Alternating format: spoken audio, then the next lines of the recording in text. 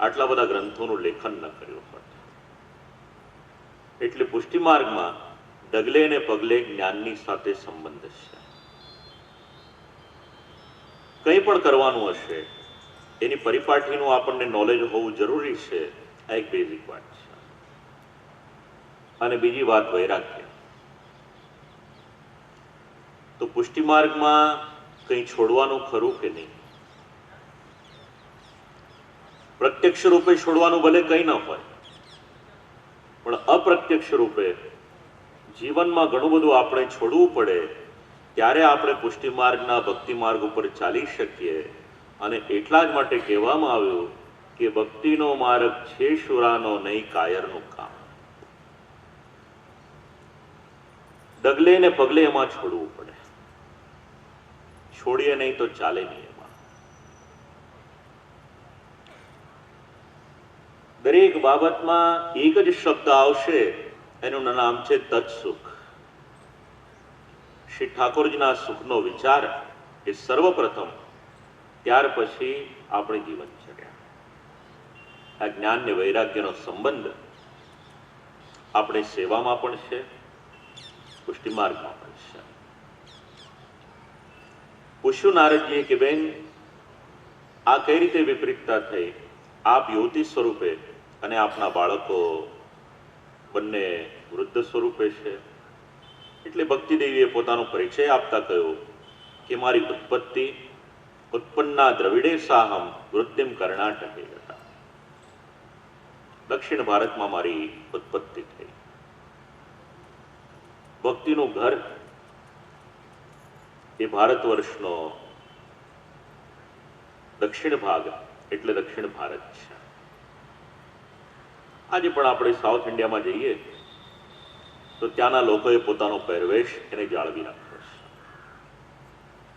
ઘણા મંદિરોમાં pant shirt પહેરેલું હોય તો પ્રવેશ આપતા નથી. દરેકના ઘરની બહાર રંગોળી કરેલી હોય. સ્ત્રી હોય કે પુરુષ, ભસ્મનું તિલક કરેલું હોય. તિલક જરૂરી છે. અહીંયાનું તો મને ખબર નથી, પણ મુંબઈની વાત કરું આપ લોકોને. ત્યાં હવે સ્ત્રીઓ ફેશનેબલ કપડાં પહેરે. પહેલા તો એવું હતું કે ખાલી વેસ્ટર્ન કપડાં પહેરે તો તિલક નતા કરતા કે ચાંદલો નતા કરતા. છેલ્લા 2-3 વર્ષથી એવું જોવા મળે છે કે સાડી પહેરી હોય તો ત્યાં પણ ચાંદલો કરવાનો નહીં.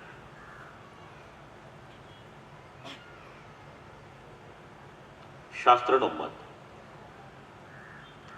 આ ભારત કદાચ એક જ દેશ એવો છે કે જેમાં સ્ત્રીઓ અને પુરુષો તિલક કરે છે. પુરુષ જ્યારે તિલક કરે તો શ્રી ઠાકોરજીના શ્રીચરણના ભાવથી કરે. અને સ્ત્રીઓને માટે સૌભાગ્યનું ચિહ્ન. શાસ્ત્રનો મત તો ત્યાં સુધી છે, ખાલી કપાળ હોય એ સ્મશાનવત છે. એટલે જેમ સ્મશાનમાં જઈને આવીને સ્નાન કરવું પડે, એવી રીતે ખાલી કપાળ ક્યારે પણ રખાય નહીં. હવે જો આપણે કામ ધંધે જતા હોઈએ અને ત્યાં તિલક કરીને જવાનો સંકોચ થાય, તો શાસ્ત્રએ એનો પણ એક પર્યાય આપ્યો કે કંઈ ન થઈ શકે તો જલ લઈ અને જલ દ્વારા તિલકનો આકાર કરી લેવો. પણ કપાળ એ ક્યારે પણ ખાલી રાખવું નહીં.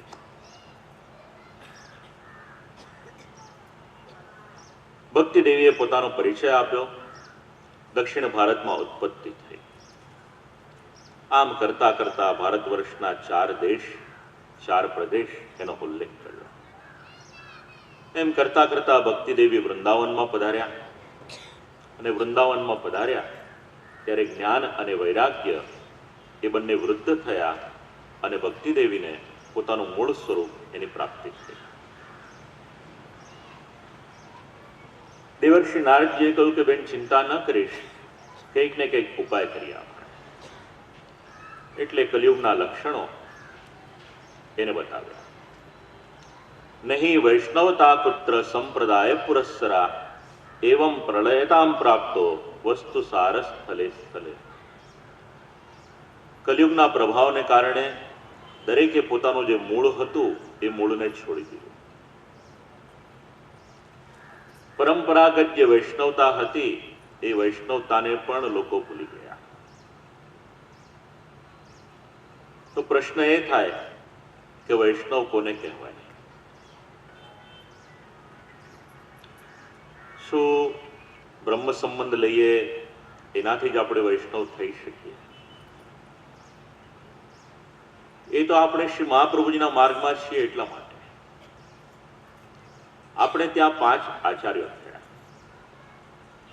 એક આદ્યગુરુ શ્રી શંકરાચાર્યજી, જેમને ત્યાં શાંકર વેદાંતની પરંપરા ચાલી. અને બીજા 4 આચાર્ય થયા એ ભક્તિ માર્ગના થયા. શ્રી રામાનુજાચાર્યજી, શ્રી મધ્વાચાર્યજી, શ્રી નિંબાર્કાચાર્યજી અને શ્રી વલ્લભાચાર્યજી. એમાં આપણે બધા શ્રી મહાપ્રભુજી શ્રી વલ્લભાચાર્યજીને અનુસરીએ છીએ. શ્રી ગોકુલેશ હાસ્યામૃતમાં એક પ્રસંગ છે. એક વખત કેટલાક વૈષ્ણવોએ શ્રી ગોકુલનાથજીને પૂછ્યું કે ભગવદીય કેવો હોવો જોઈએ? અત્યારે આપણે બધાના નામની આગળ પરમ ભગવદીય લખીએ છીએ. તો પ્રશ્ન પૂછ્યો કે ભગવદીય કોને કહેવાય ને ભગવદીય કેવા હોવા જોઈએ? એટલે કેટલાકે વિચાર્યું કે હમણાં શ્રી ગોકુલનાથજી અમારું નામ બોલશે કે આમને જોઈ લો એટલે પરમ ભગવદીય કોને કહેવાય એ સમજણ પડી જશે. પણ શ્રી ગોકુલનાથજીએ કોઈ ઉત્તર ના આપ્યો. એક દિવસ ઉત્સવ હતો. શ્રી ઠાકોરજીની પછવાડે બધા વૈષ્ણવો મહાપ્રસાદ લેવાને માટે બેઠા હતા. પત્તલ પીરસાઈ જે સામગ્રીઓ ધરાવી હતી પ્રસાદ રૂપે પત્તલમાં પીરસવામાં આવી. બધું જ પીરસાઈ ગયું એટલે ભોજન કરવાની શરૂઆત કરી. ભોજનના નિયમ છે,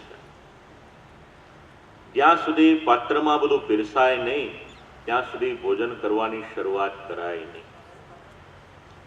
પણ આ તો જ્યારે બધા બેસીને ભોજન કરતા હતા ત્યારની વાત.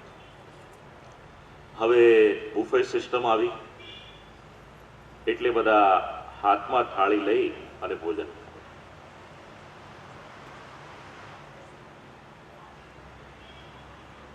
આયુર્વેદ તો એવું કહે છે કે ઊભા ઊભા જલ પણ ન પીવાય. ભોજન કરવાની વાત તો બહુ આગળ છે. બધું પીરસાઈ ગયું એટલે બધાએ પ્રસાદ લેવાની શરૂઆત કરી. એમાં એક વૈષ્ણવ હતા. પ્રસાદ નહીં લઈ અને એમણે રડવાની શરૂઆત કરી. એટલે બાજુમાં જે વૈષ્ણવ બેઠા હતા એમણે કહ્યું કે ભાઈ આટલો સુંદર પ્રસાદ છે એ લેવાનું છોડીને રડે છે શેને માટે? પણ એને કંઈ જવાબ ના આપે. શ્રી ગોકુલનાથજીને સમાચાર મળ્યા એટલે બેઠકમાંથી આપશ્રી પધાર્યા. એ વૈષ્ણવ ઊભો થયો, પગે લાગ્યો, પણ એના આંસુ બંધ નથી થતા. હવે શ્રી ગોકુલનાથજીએ કહ્યું કે આપ લોકો મને પૂછતા હતા કે પરમ ભગવદીય કેવો હોવો જોઈએ, તો આ વૈષ્ણવને જોઈ લો એટલે ખબર પડશે કે ભગવદીય કોને કહેવાય. બહુ સાધારણ વૈષ્ણવ, કોઈ એવી સ્થિતિ નહીં, સંપત્તિ નહીં, કોઈ સામર્થ્ય નહીં. એટલે બધાને આશ્ચર્ય થયું. એટલે પૂછ્યું એને. શ્રી ગોકુલનાથજી આજ્ઞા કરી કે ભાઈ તું જવાબ આપ કે પ્રસાદ શેને માટે નથી લેતો? એટલે એને જવાબ આપ્યો, મારે ત્યાં શ્રી ઠાકોરજી બિરાજે છે.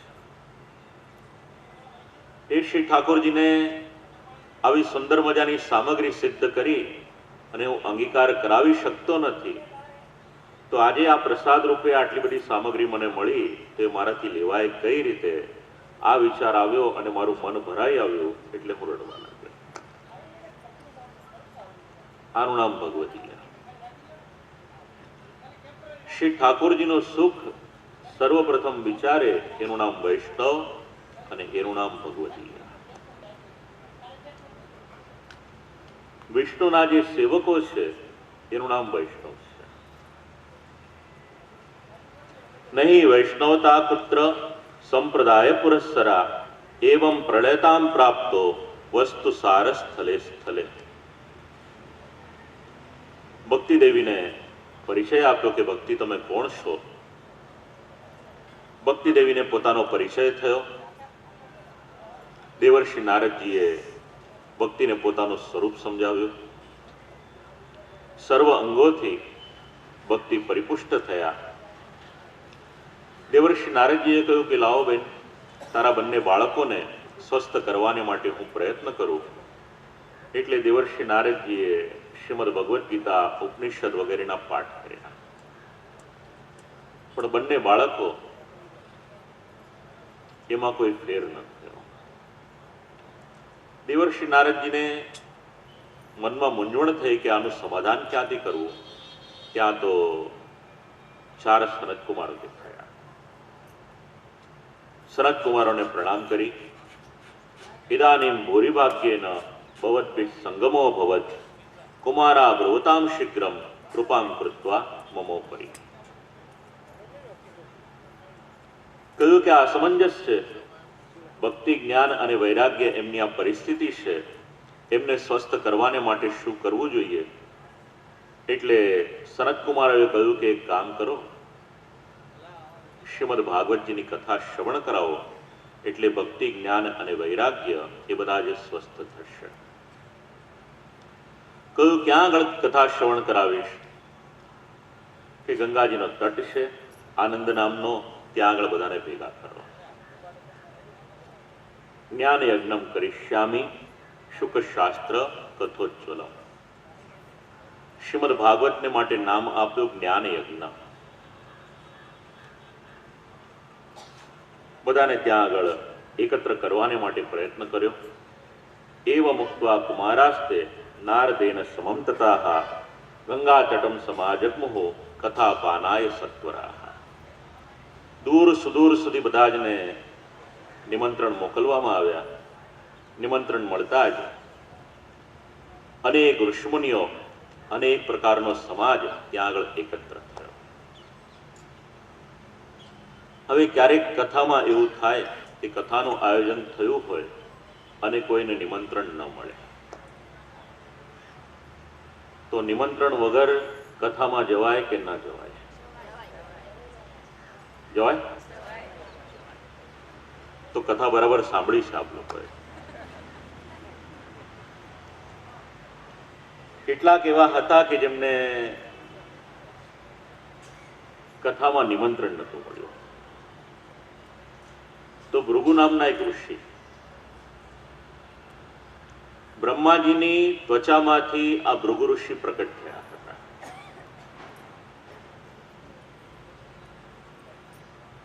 ભાઈ આને બદલી નાખો ને જરા, આ જ રાખો. ત્યાં બ્રહ્માજીની ત્વચામાંથી પ્રકટ થયેલા ભૃગુ ઋષિ એક એક સ્થાનમાં જાય છે.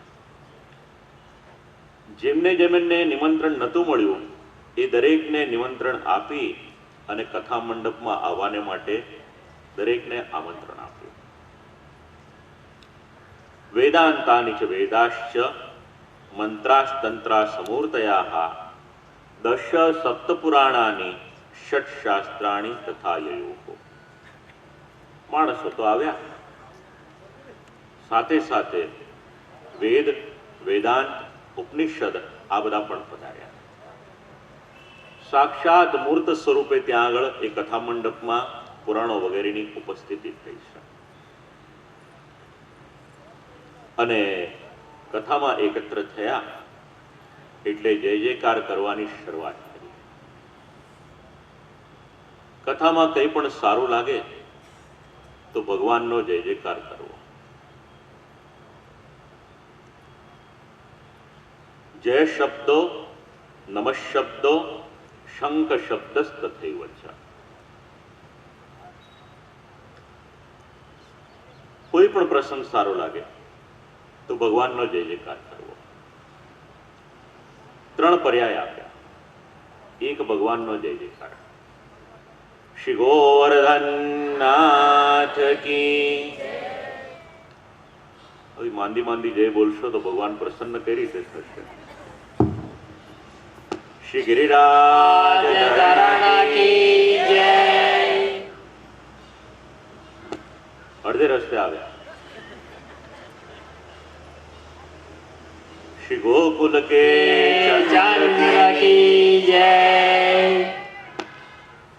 તો એમ બોલો ને, ભલા માણસ પોતાના હોય એની જય પ્રેમથી બોલશો તો એમની જય બોલાવો.